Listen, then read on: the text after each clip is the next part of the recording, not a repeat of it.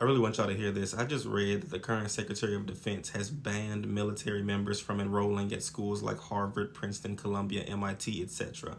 And this attack on education, we already know the attack on education coming from this administration is rooted in the fact that an uneducated populace is easier to indoctrinate. We know that because with education comes question, and they don't want you questioning them. We also know that while they're telling you not to send your kids off to these schools, they're still sending their kids off to these schools so that their kids can have access to all the opportunities that these schools have to offer. But what I found most interesting in what I read is that they're citing their desire to end the woke agenda. And on this February 29th, I want to just draw our attention to an under-discussed truth. The word woke was co-opted from black people. So whether you recognize it or not, the initial attacks on woke were inherently attacks on the black community. Because understand that when the word woke was first introduced by the black community, it was in reference to understanding truth and pursuing truth on your own, understanding our history and seeing beyond the veil of indoctrination that has tried to convince people of fallacy,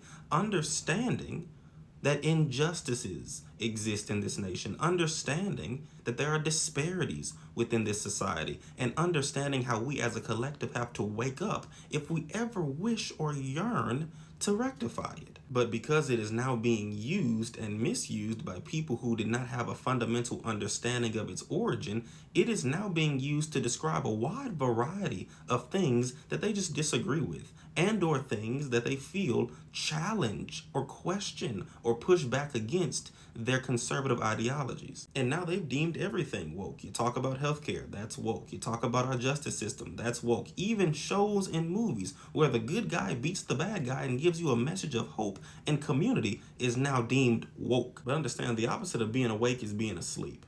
And when you're asleep in this society and to what's going on, you are vulnerable and unaware. Truly.